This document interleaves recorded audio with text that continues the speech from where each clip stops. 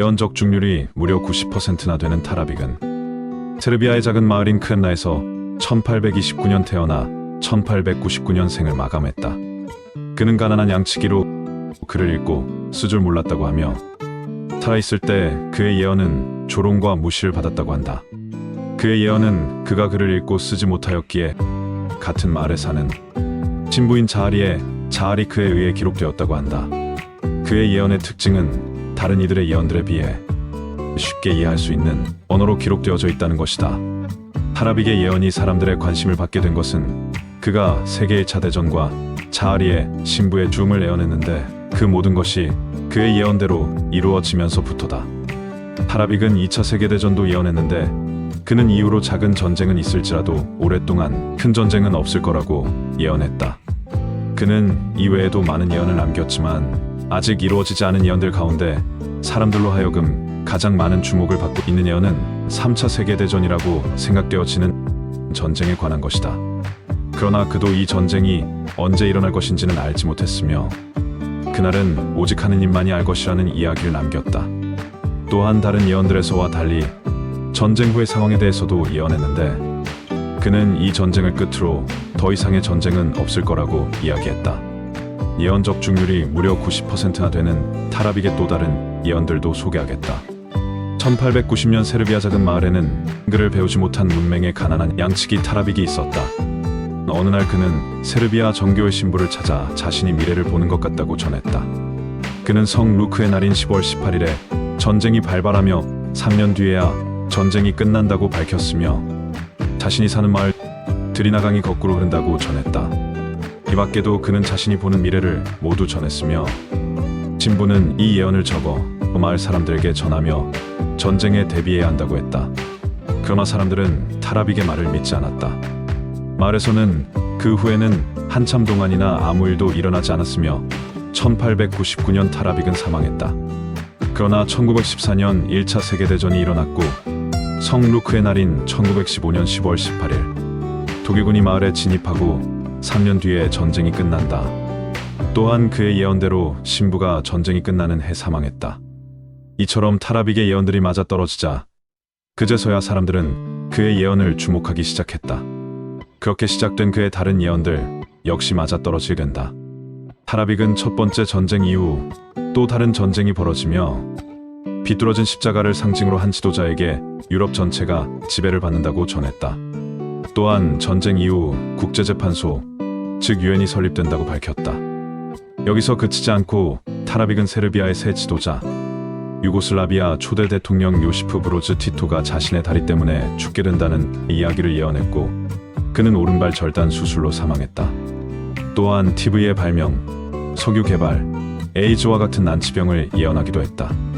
다른 예언가와는 달리 암호가 아닌 구체적인 이야기를 전하고 90% 이상의 적중률을 보이는 타르빅의 예언에 사람들이 열광하기 시작한다. 특히 사람들이 주목하는 예언은 두 번째 전쟁이 끝나고 많은 이들이 신이 아닌 인간의 지능을 믿는다. 결국 또 전쟁이 일어난다.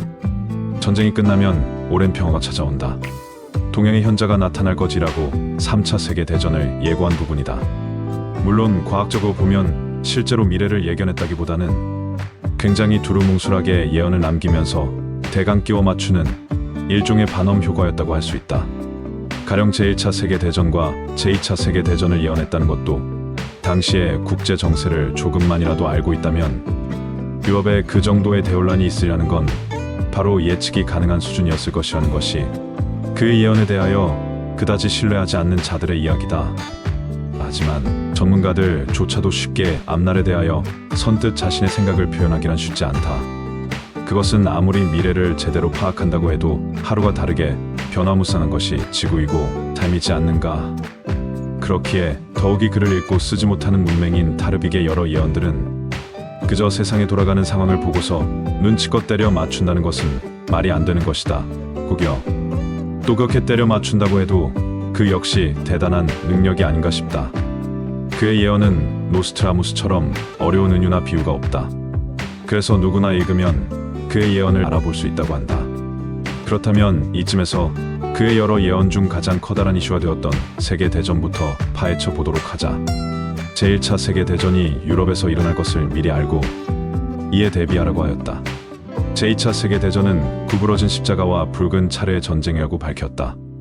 전쟁 이후 국제사법재판소 등이 열리며 유엔이 통치한다.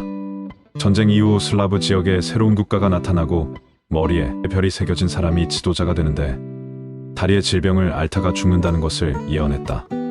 이외에도 여러 예언들을 구체적으로 하였는데 몇 가지 더 알아보도록 하자.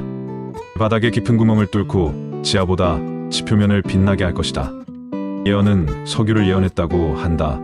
바닥에 깊은 구멍을 뚫고가 광산도 있겠지만 그 시절에도 얼마든지 있었으니 석유 시추 작업을 통한 석유가 더 설득력이 있는 것 같다.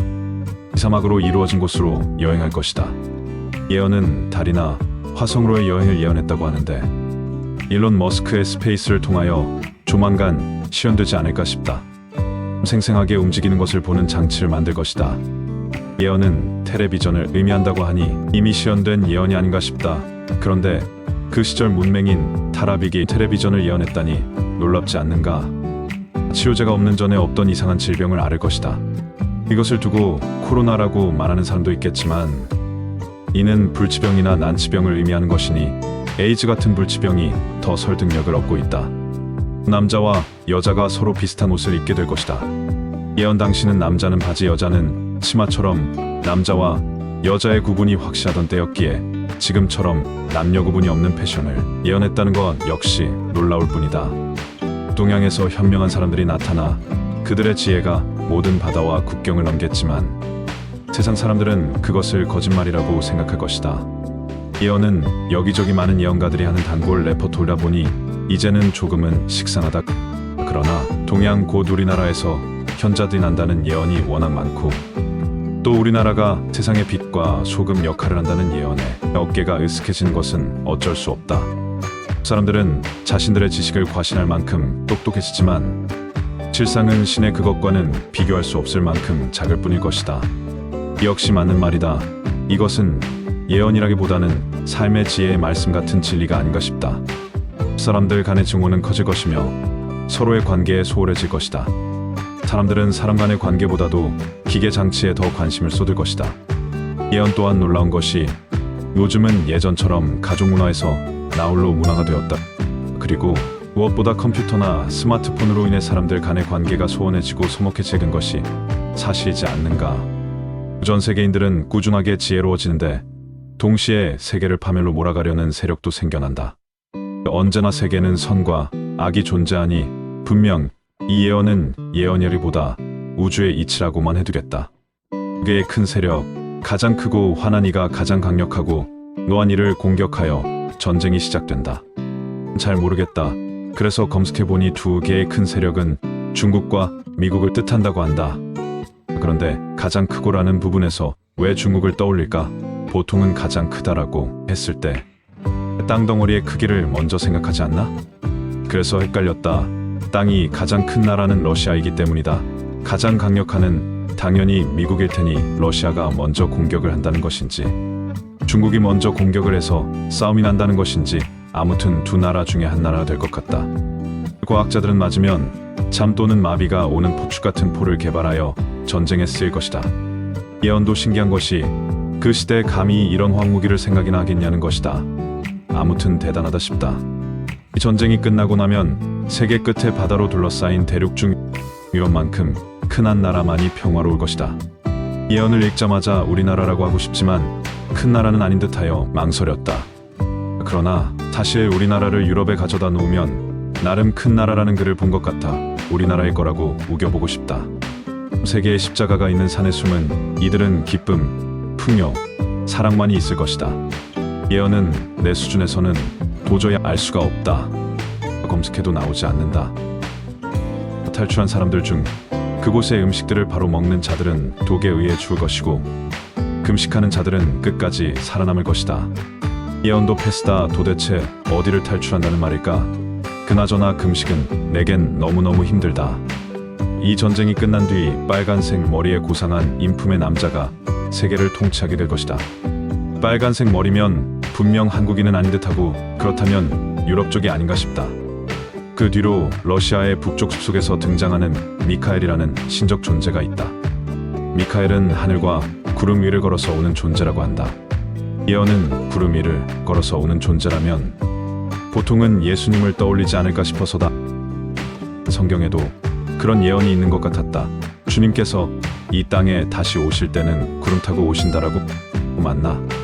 아마도 더 많은 예언들이 있겠지만 나름대로 검색하고 알아본 정보를 영상에 담아보았다. 물론 어색하고 많이 부족하겠지만 그래도 더욱 열심히 하라는 의미로 힘찬 응원 부탁드린다.